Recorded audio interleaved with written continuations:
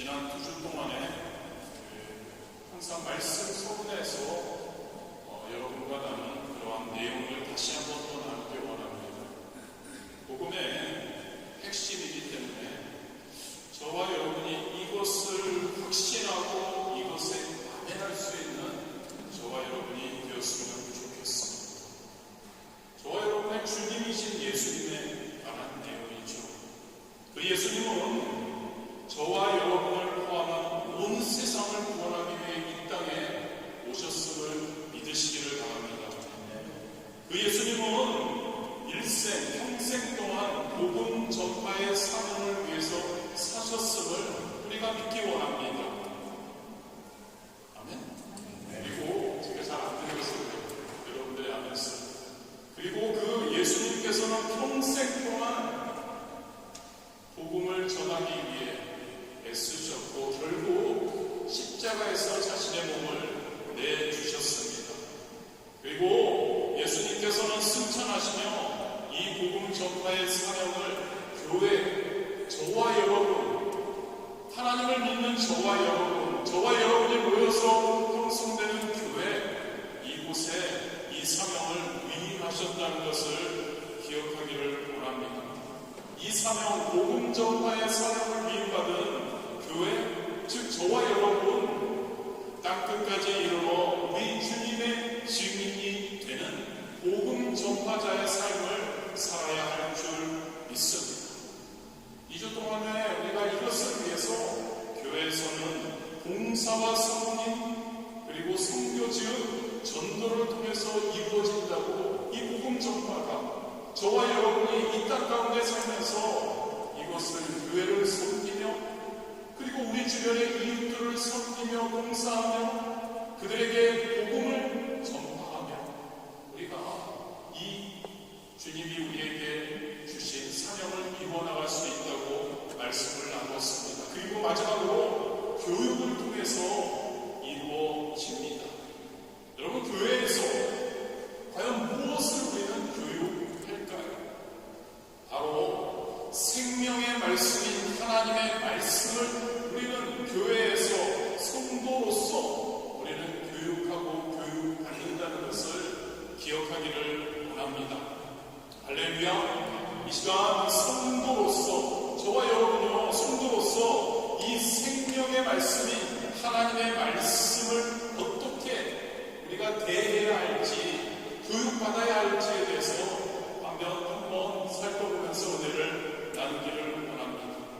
우리가 함께 읽은 본문은 오병이어의 기적, 이적 그것에 관련돼서 그 후에 많은 사람들이 떡을 오병이어를 통해서 보았기에 떡을 구하는 그러한 자들에게 주신 생명의 떡, 그냥 떡이 아닙니다. 생명의 떡에 대한 그러한 우리 예수님의 마지막 교훈에 대해서 기록하고 있습니다.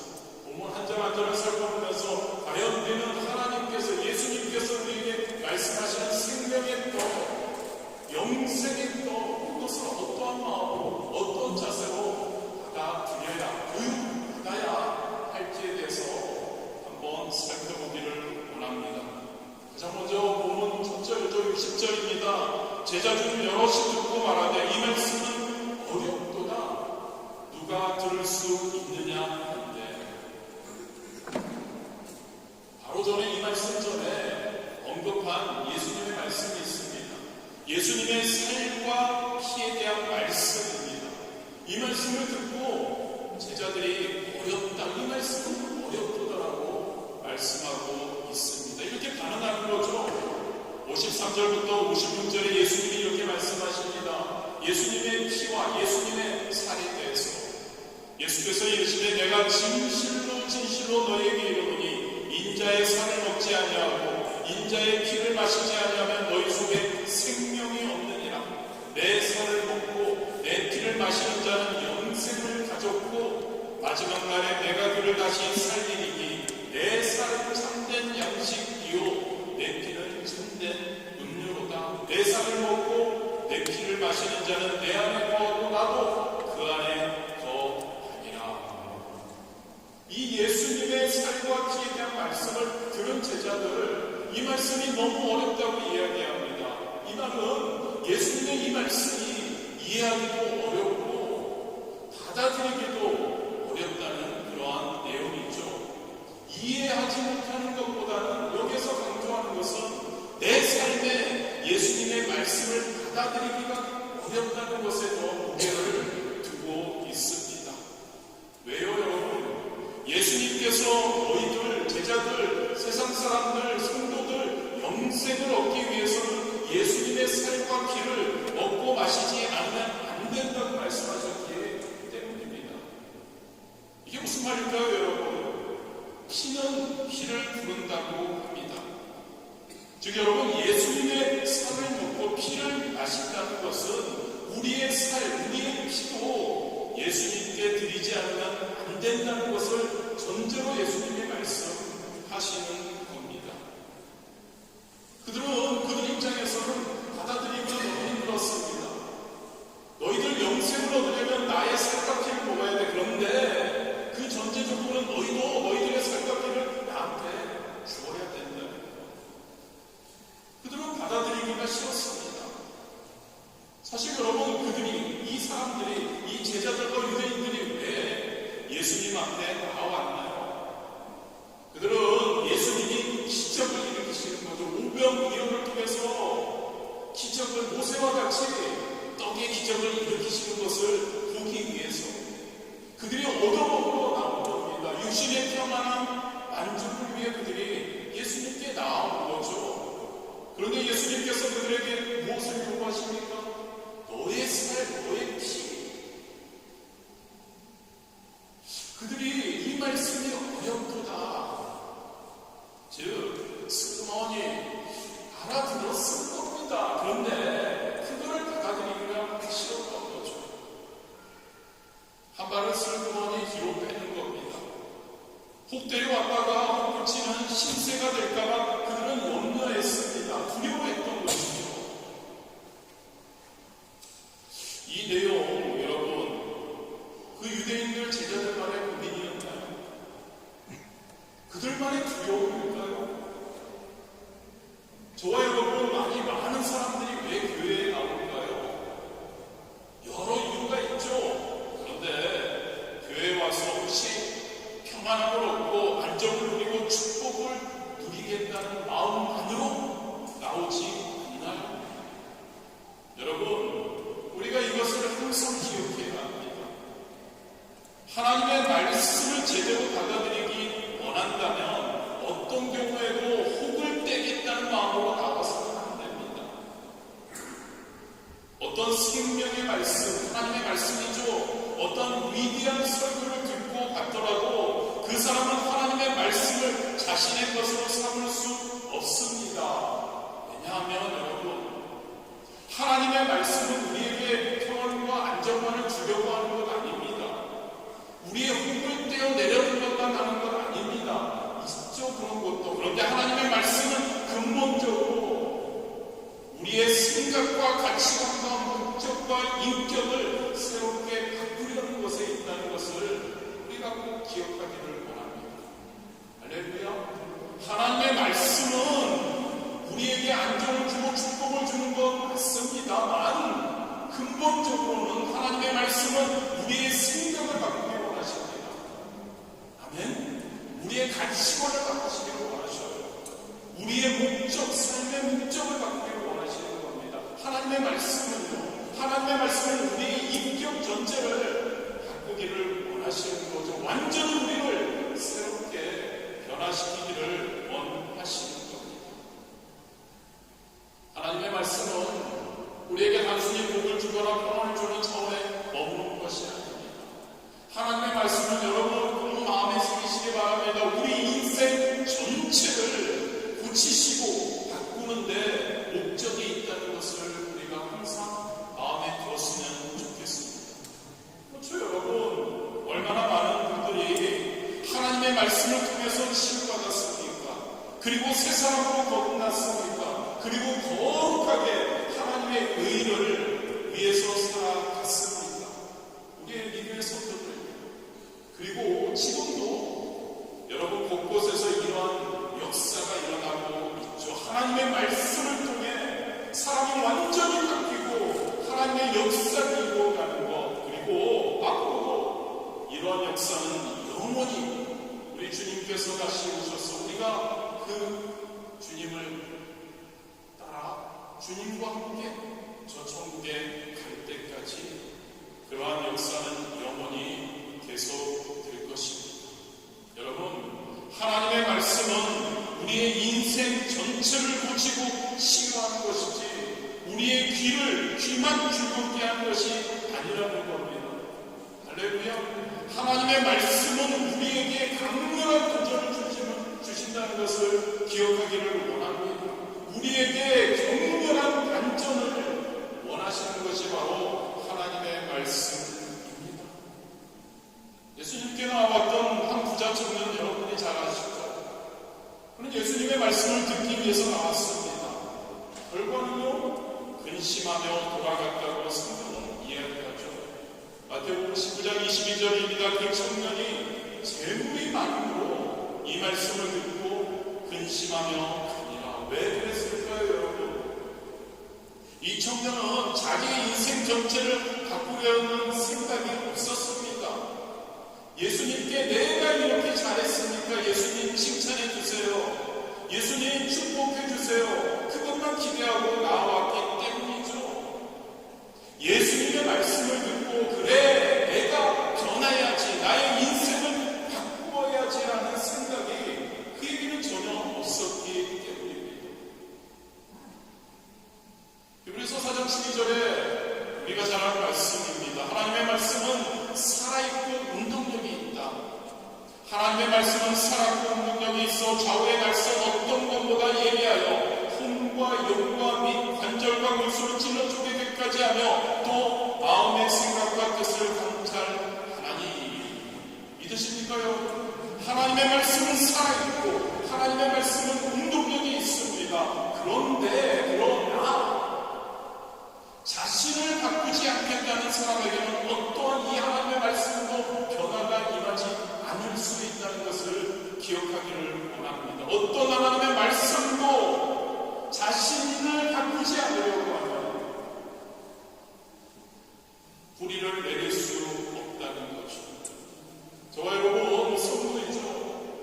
진짜 하나님의 말씀을 읽을 때, 설교 말씀을 들을 때 어떠한 평가하려는 마음보다 왜 이렇지 의문을 가질 수 있죠. 그러나 그 말씀을 통해 나에게 주시는 말씀, 내가 과연 그 말씀을 통해서 어떻게 바뀔까, 변화될까, 그것에 우리의 마음의 자세를 둘 수 있게 되기를 진심으로 원합니다.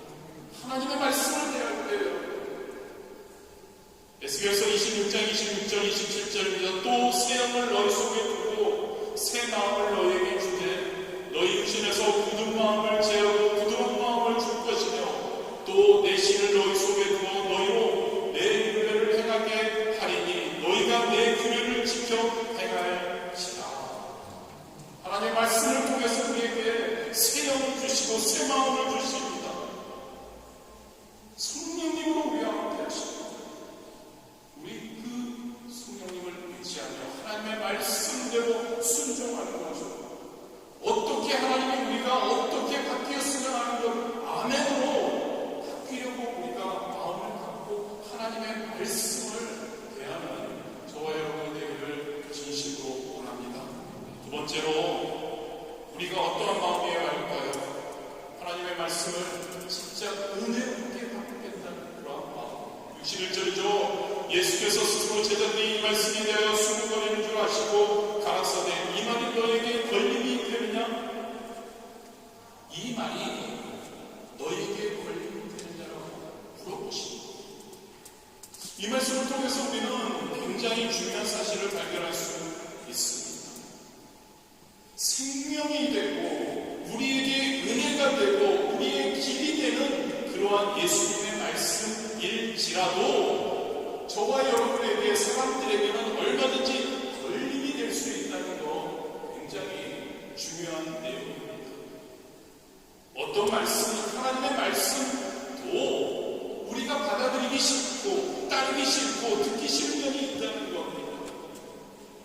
그렇습니다, 여러분. 예수님의 말씀이라고 해서 우리가 다 들을 만하고 다 은혜가 되고 다 생명이 되는 것이 아니라는 겁니다. 그렇다면 여러분, 언제 하나님의 말씀이 우리에게 은혜가 됩니까? 언제 하나님의 말씀이 우리에게 생명이 될까요? 우리의 마음이 은혜롭게 변화될 때, 할렐루야, 하나님의 말씀이 우리에게 언제 은혜가 되느냐? 우리의 마음이 하나님의 말씀을 받아들일 수 있는 옥토가 되고 하나님의 말씀이 심어지기 위한 은혜가 될 때, 여러분, 마음의 준비가 없을 때 아무리 은혜로운 설교를 들어도 전혀 은혜가 되지 못합니다. 그러나 여러분, 우리의 마음이 준비되어 있을 때, 하나님의 말씀이 누굴 전하는 사람이 아무리 부족할지라도 은혜가 됩니다. 또 우리에게 그 말씀이 너무나 듣기 쉽습니다. 책망이 되는 말씀을 많이 들으니까요. 너무너무 듣기 싫습니다. 그런데도 불구하고 나에게 책망을 하는 그 말씀인데도 불구하고 그 말씀이 은혜가 된다는 거죠. 예로 나단이 그렇지 않습니까? 여러분, 나단이 범죄한 다윗에게 갑니다. 가서 좋은 말씀을 전했나요? 아니죠. 다윗이 범죄를 하짓는 말씀을 했죠.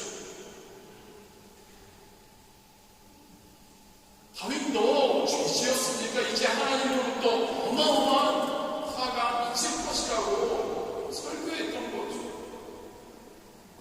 그의 메시지는 굉장히 거칠었습니다. 또한 설득력 있게 전한 말씀도 아닙니다. 너 죽어, 너 화가 미쳐, 너 범죄했어. 다윗의 반응이 어떻습니까, 여러분? 신경질적으로 반응했나요? 아니죠.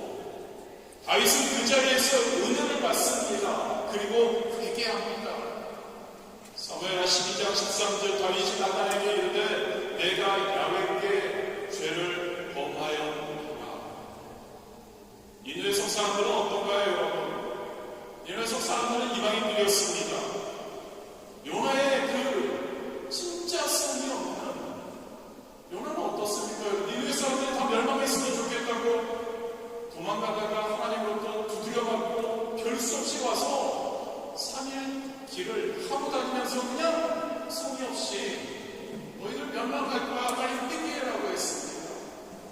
근데 여러분, 이방인이었고 그 성이 없고 설득력 없는 요나의 그 회개 메시지를 듣고 그들은 그 메시지를 들었습니다. 은혜롭게 받았습니다. 그리고 그들은 회개했죠. 왕으로부터 시작해서 외양간에 있는 짐승들까지 금식하며 하나님 앞에 회개했다고 성경은 기록하고 있습니다. 여러분, 한번 생각해 보십시오. 니느웨 사람들, 그들이 어땠을까요, 여러분? 요나의 그 외침이 얼마나 짜증나지 않았을까요? 뭔 소리 하는 거야? 그런데 그들은 하나님의 말씀을 들을 마음의 자세를 가지고 있었다는 거죠. 여러분, 저와 여러분, 하나님의 모든 말씀에는 반드시 우리가 받아들이기 힘든 요소가 있습니다. 더불어 우리에게 은혜를 받을 수 있는 요소가 함께 있다는 것을 기억하시기를 바랍니다.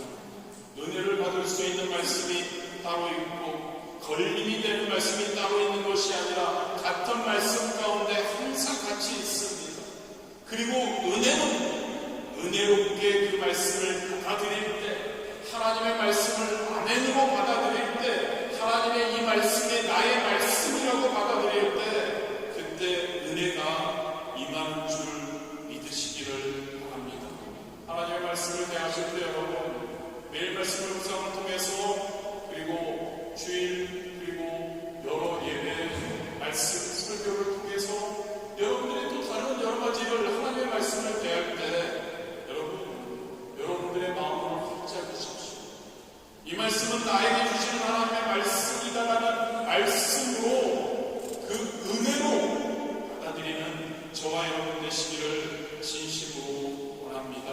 나에게 어떤 자격과 용기와 책망과 다르게 함을 주실 것인지에 대한 기대를 가지고 살아 역사하시는 하나님이 나를 사랑하시는데 나에게 어떤 권면을 해주시는가라는 마음을 가지고 우리가 들을 수, 읽을 수, 암송할 수 있게 되기를 진심으로 원합니다. 그리고 이렇게 우리가 하나님의 말씀을 대하면서 고백할 수 있으면 좋겠습니다. 시편 119편 140절이죠. 주의 말씀이 심히 정비하고 주의 종이 이를 사랑하나이다.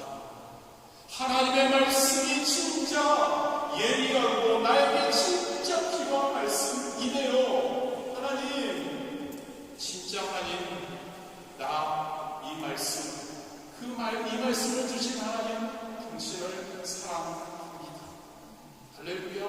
하나님의 말씀을 들을 때마다요, 하나님의 말씀을 읽을 때마다, 하나님의 말씀을 묵상하고 암송할 때마다 이런 마음의 자세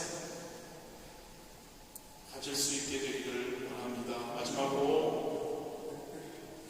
63절이죠. 살리는 것은 영이니 육은 무익하니라.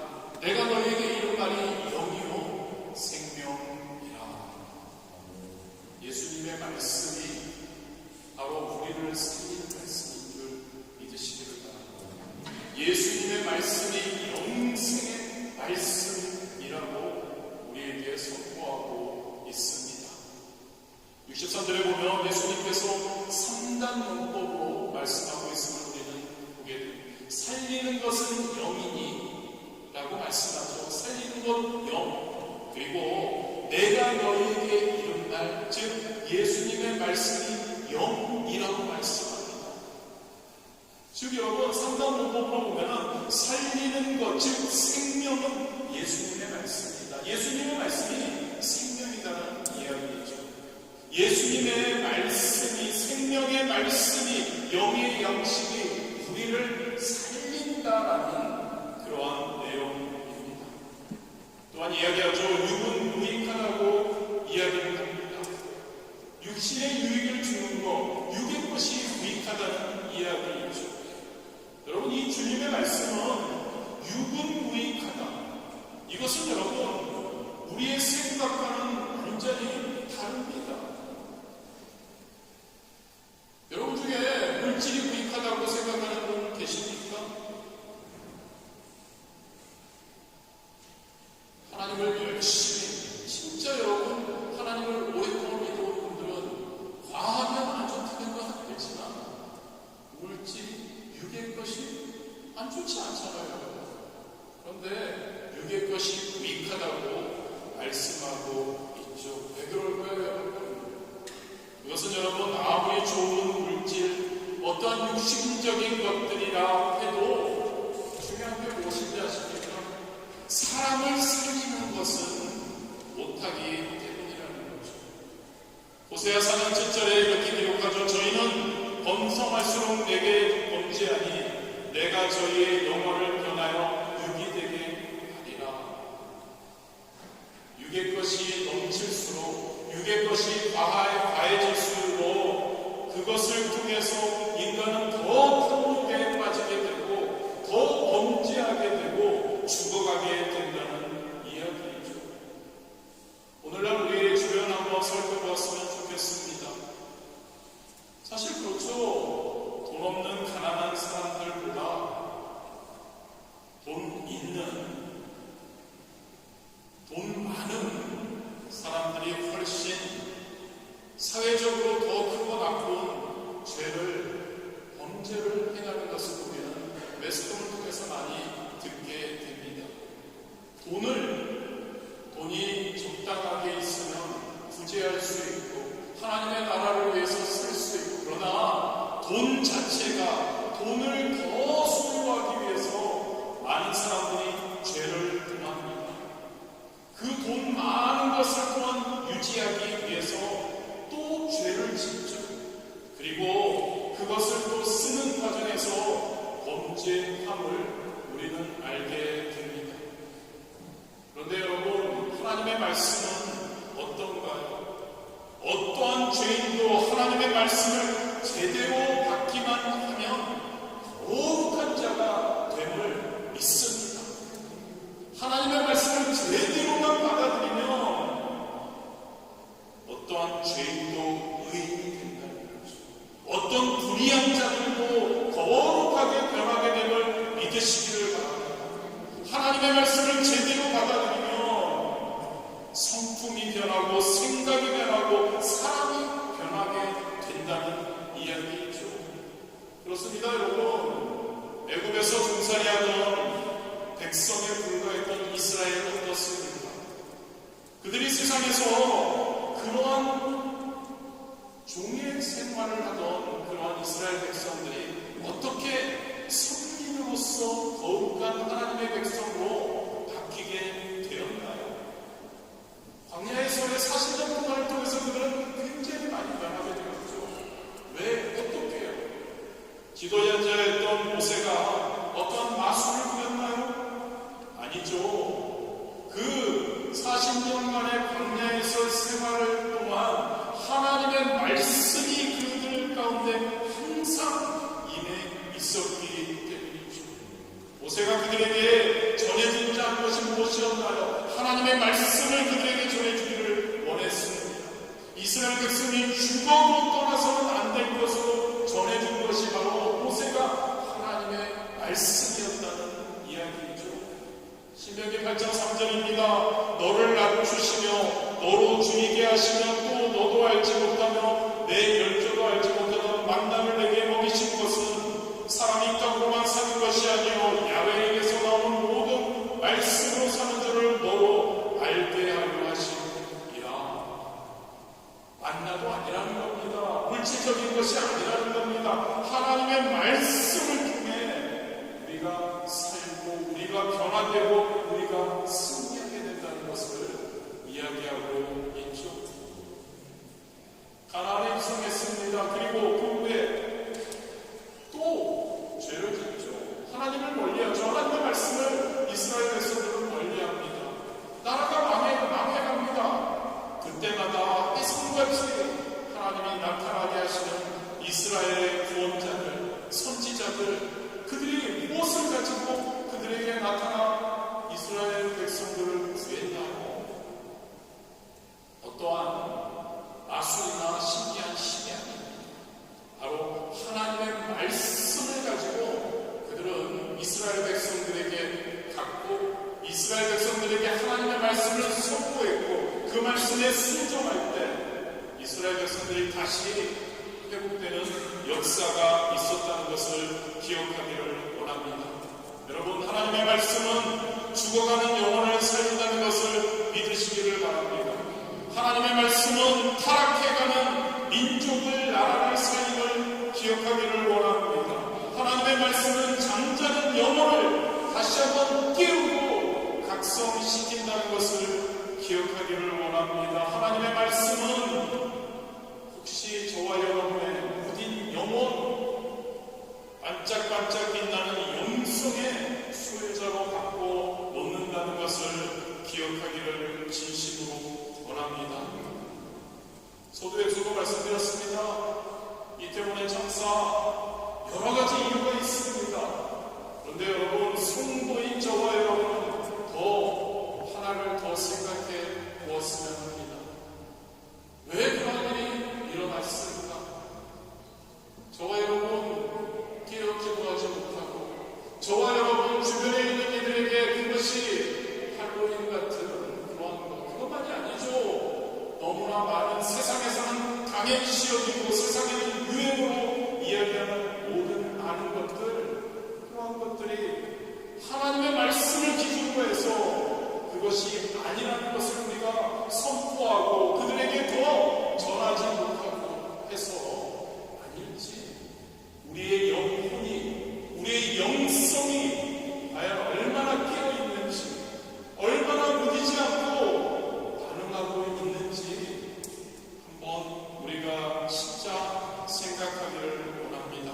성도라면 여러분, 하나님의 말씀이 살아있음을 기억하기를 원합니다.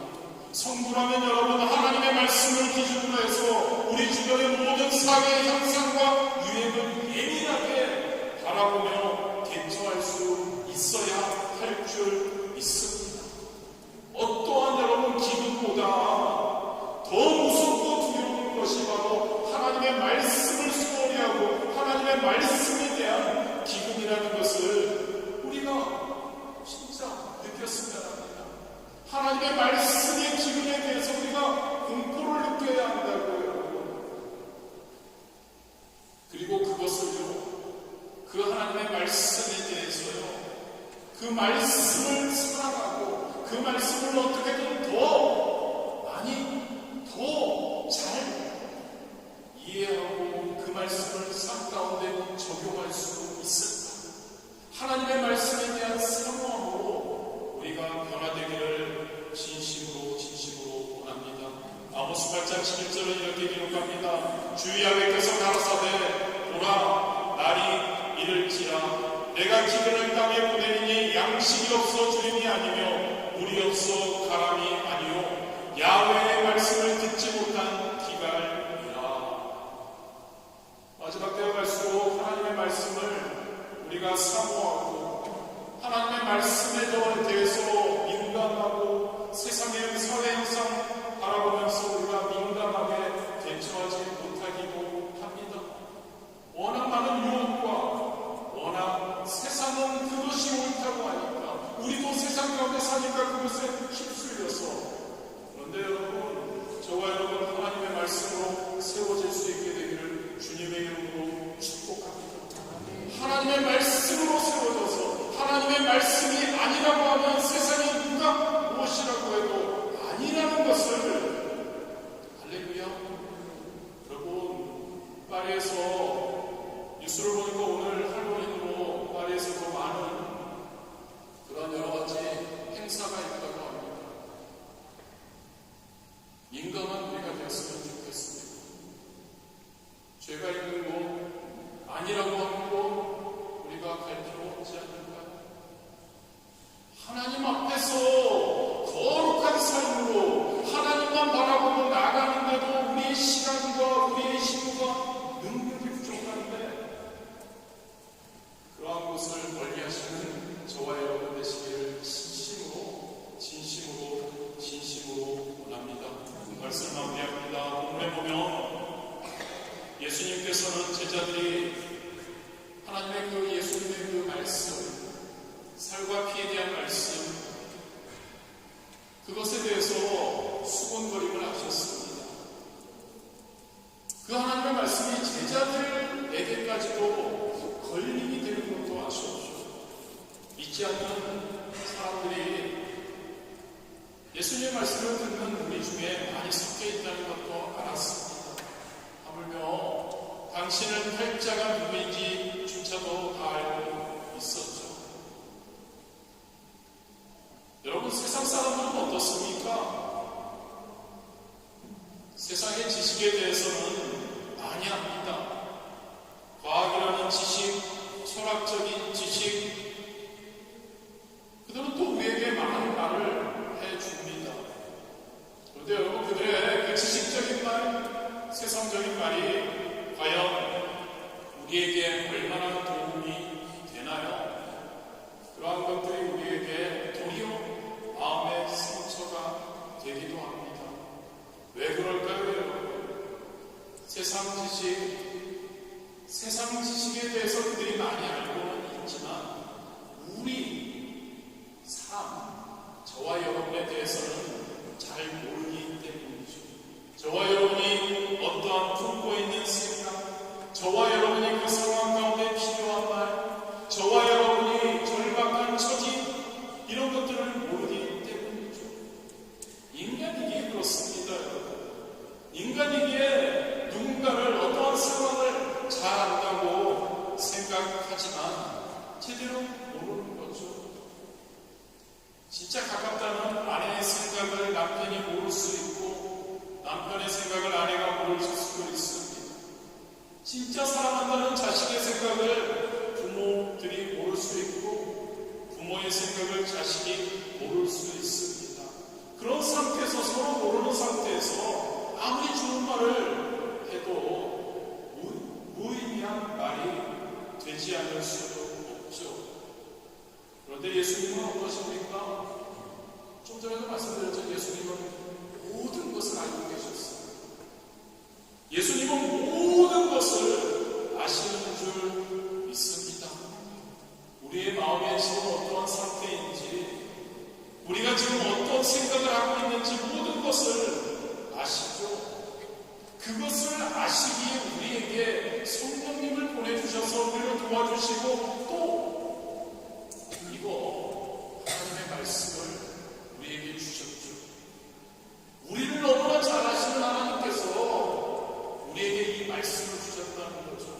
이 말씀을 기준으로 해서 살는데, 이 말씀을 통해서 너는 위로를 받아, 이 말씀을 통해서 너의 삶의 해결점을 찾을 수 있어. 이 말씀이 너에게 생명의 말씀이야. 살고 싶어? 진짜 성도로, 진짜 하나님의 자녀로 살고 싶어? 이 말씀대로 살아.